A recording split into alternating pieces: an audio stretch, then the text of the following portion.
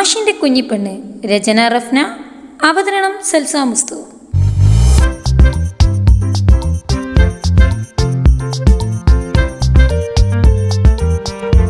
അത്രയേറെ മനോഹരമായ കാഴ്ച. റൂം ചുറ്റും കണ്ണോടിച്ചുകൊണ്ട് നിൽക്കെ പിന്നിൽ നിന്നും പുണർന്ന കരം. ഹരിനേട്ടാ, പെട്ടെന്ന് ഫ്രഷായി വന്ന് നമുക്ക് പോയി നല്ല അടിപൊളി ഫുഡേക്കാം. അഞ്ജുവിൻ്റെ കമ്മലൊന്ന് പിടിച്ചിളക്കിക്കൊണ്ട് അരുൺ പറയെ അഞ്ചവളുടെ പുറം അരുണിൻ്റെ നെഞ്ചിലേക്ക് ചേർത്ത് പിന്നിലേക്ക് ചാഞ്ഞുകൊണ്ട് അങ്ങനെ തന്നെ നിന്നു. എന്ത് പറ്റിൻ്റെ കുഞ്ഞിപ്പെണ്ണിന്? ആകെ ഒരു ക്ഷീണം. ഒന്നുമില്ല അരുണേട്ടാ, ഇങ്ങനെ നിന്നപ്പോൾ നല്ലൊരു സുഖം. അരുണിൻ്റെ കൈ നെഞ്ചോട് ചേർത്ത് അഞ്ചു പറയെ അരുൺ ചെറു ചിരിയോടെ അഞ്ജുവിനെ പിടിച്ച് തിരിച്ചു നിർത്തി. എന്നാൽ അവളെ മുഖം കണ്ട അരുണിൻ്റെ പുരികം ഒന്ന് ചുളിഞ്ഞുപോയി. എന്താ അഞ്ജുവേ, എൻ്റെ പെണ്ണിന് എന്തോ ഒരു പ്രശ്നം അലട്ടുന്നുണ്ടല്ലോ? ചോദിക്കാൻ അഞ്ജു അരുണിൻ്റെ കണ്ണുകളിലേക്ക് നോക്കിയ ശേഷം ചെറു ചിരിയോടെ അരുണിൻ്റെ നെഞ്ചിലേക്ക് തന്നെ ചാഞ്ഞു. അത് കേട്ടിന് ചുമ്മാ തോന്നുന്നതാണ്. ആണോ? മുഖം പിടിച്ചുയർത്തി ചോദിക്കെ അഞ്ജു അതേന്ന് തലയാട്ടി. പിന്നെ അവരോടൊന്നും പറയാതെ ഇങ്ങോട്ട് വന്നപ്പോൾ ചെറിയൊരു വിഷമം, അത്രേ ഉള്ളൂ. അങ്ങനെ പറ, എനിക്ക് തോന്നി അത് തന്നെയാണെന്ന്. എൻ്റെ കുഞ്ഞിപ്പെണ്ണെ, ഇങ്ങോട്ട് നോക്കടി. താഴേക്ക് നോക്കി നിന്നവളെ മുഖം കയ്യിലായി എടുത്ത് അരുൺ പറയെ അഞ്ച് അരുണിനെ നോക്കി കണ്ണു ചിമ്മി കാട്ടി. കല്യാണം കഴിഞ്ഞ അന്നു മുതൽ നമ്മൾ ഓരോ തിരക്കിൽപ്പെട്ടു പോയില്ലേ? എനിക്കറിയാം, നീ പറഞ്ഞില്ലെങ്കിലും ഇങ്ങനൊരു യാത്ര നീയും ആഗ്രഹിച്ചിരുതെന്ന്. മാത്രമുള്ള കുറച്ച് ദിവസങ്ങൾ, അതുകൊണ്ടല്ലേ അവരോടൊന്നും പറയാതെ വന്നത്. അഞ്ച് അരുണിൻ്റെ കണ്ണിലേക്ക് നോക്കി ചിരിക്കെ അരുൺ ആ നെറ്റിയിലായി അമർത്തി മുത്തി. എൻ്റെ സുന്ദരി പെണ്ണ് പോയി ഫ്രഷ് ആയിട്ട് വന്നേ. എനിക്ക് നന്നായി വിശക്കുന്നുണ്ട്. നന്നായി പണിയെടുക്കാനുള്ളതാ, അതുകൊണ്ട് നന്നായിട്ട് കഴിക്കണം. ചുണ്ടിലായെന്ന് കടിച്ചു നിവർന്ന് അരുൺ പറയുന്നത് കേട്ട് അഞ്ച് കണ്ണു മേയിച്ച് അരുണിനെ നോക്കി. എന്താടി ഇങ്ങനെ നോക്കുന്നത്? നിന്നോട് കൂടെയാണ്. നന്നായി കഴിച്ചില്ലെങ്കിൽ നമുക്ക് പരിപാടി ഉഷാറാക്കാൻ പറ്റില്ല കേട്ടോ. പിന്നെ നീ തന്നെ വേണം ആദ്യം അരുണേട്ടാ. ബാക്കി പറയാൻ സമ്മതിക്കാതെ അഞ്ച് അരുണിൻ്റെ വാ കയ്യാലെ പൊതിഞ്ഞു പിടിച്ചു. എന്തൊക്കെയാണ് വിളിച്ചു പറയുന്നത്? അയ്യേ.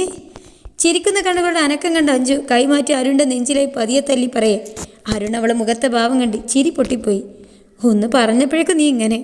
ഇത്രയും ദിവസം എനിക്ക് ഭേദമായിട്ടില്ല എന്ന് പറഞ്ഞിട്ടേ മോൾ ഒഴിഞ്ഞു മാറി. ഇപ്പതേ എനിക്കൊരു കുഴപ്പമില്ല.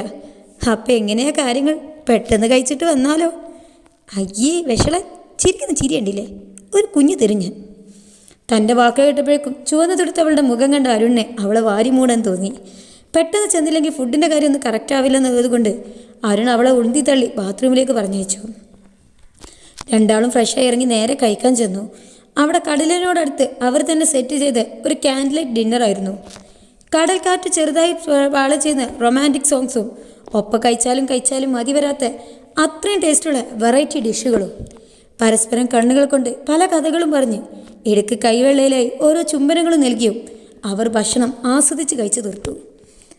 അവിടുന്ന് നേരെ അരുൺ അഞ്ജുനെയും കൊണ്ടുപോയത് കടൽക്കരയിലേക്കാണ്. അരുണിൻ്റെ തോളോട് തല തേച്ച് അഞ്ജു ഒരു മടുപ്പില്ലാതെ മുന്നോട്ട് നടക്കുമ്പോൾ അവർക്ക് പരസ്പരം പറയാൻ ഒരുപാട് കാര്യങ്ങളുണ്ടായിരുന്നു. കഴിഞ്ഞ കാലത്തിലുള്ളതെല്ലാം പറഞ്ഞു കഴിഞ്ഞതും പിന്നെ അതൊരു മറു രീതിയിലേക്ക് ചേക്കേറി.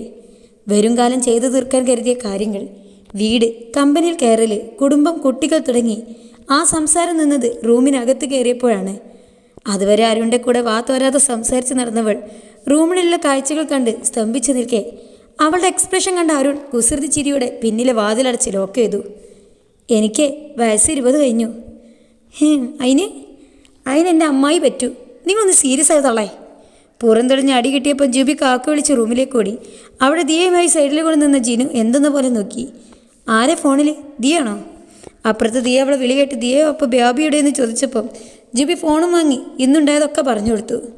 നിൻ്റെ കാക്കുനെ എന്നെ വേണ്ടാത്ത പോലെ എൻ്റെ കാക്കുനെ അവിടുന്ന് പെണ്ണ് വേണ്ട. ജൂബി പെങ്ങളെ? ആ ഞാൻ തന്നെ. എന്തേ, എനിക്ക് വേണ്ടി കാക്കു ഇതുപോലെ ചെയ്യില്ലേ? ഇല്ല. കാക്കു പിന്നെ രണ്ടും ഓരോ വയക്കിട്ട് പിരിയുന്നതിനൊക്കെ ഞാൻ എൻ്റെ പെണ്ണിനെ ഒഴിവാക്കാൻ പോകുമല്ലേ? ദിയയുടെ ഹാർട്ട് ഫുള്ള് ജൂബിയുടെ ഹാർട്ട് പീസ്. അല്ലേലും എനിക്കറിയാം എൻ്റെ കാര്യം വരുമ്പോൾ എല്ലാവരും ഇങ്ങനെയാണ്. ജൂബി പൊന്നെ, എന്ത് പ്രശ്നം ഉണ്ടെങ്കിലും നമുക്ക് ശരിയാക്കാം. ആണോ? ഇവിടുത്തെ വാഷിംഗ് മെഷീൻ എന്തോ പ്രശ്നമുണ്ട്, എന്നാൽ വാ ശരിയാക്ക്. റാഷികാക്ക് വിളിച്ച് ഫോൺ ഇട്ടൊടി. Mission 1 success. ഇനി കണ്ടോ ജൂബി എന്ന് വിളിച്ച് അങ്ങേരെൻ്റെ പിന്നാലെ ലുങ്ങിന്ന് നടക്കുന്നത്. റൂമിൽ നിന്ന് നടന്ന് അതും പറഞ്ഞ് ചിരിക്കുന്നവളെ ജിനി ചിരിക്കണോ കരയണോ എന്ന് പോലും അറിയാതെ നോക്കി. അവസാനം നടത്തം നിർത്തി ഒരൊറ്റ നോട്ടം ഓടി വരലോ. 2 ദിവസം സമയം തരും. അതിൻ്റെ ഉള്ളിൽ ഏതെങ്കിലും ഒരുത്തരെ കണ്ടുപിടിച്ച് എന്നെ പെണ്ണ് കാണാൻ കൊണ്ടുവന്നില്ലെങ്കിൽ എൻ ജീവൻ, എൻ ശ്വാസമേ, എൻ വായുവേ ആയിഷ വിത്ത് തെളിവ് സെൻറ്റ് കൊടുക്കും. പിന്നെ അവളെ പിന്നാലെ ഒരു കൊല്ലം നടന്ന കഥ. കൊല്ലമോ? എന്നാ മാസമോ? ഒരാഴ്ച ഫിക്സ്ഡ്. പിന്നെ എൻ്റെ അവസ്ഥ മനസ്സിലാക്കണം.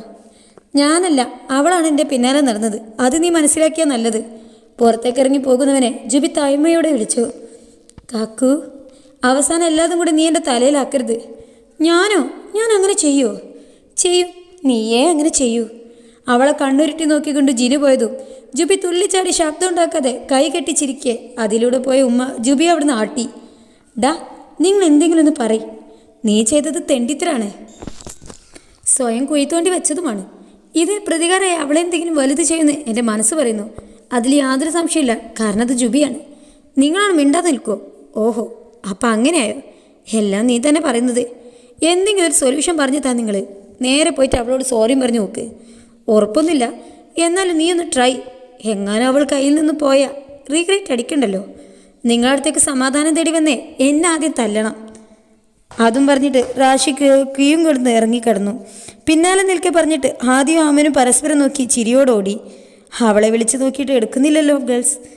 എന്നാലും ഒരു വാക്കെന്നോട്. താടിക്ക് കൈയും കൊടുത്ത് ഒരേ ഇരിപ്പ്.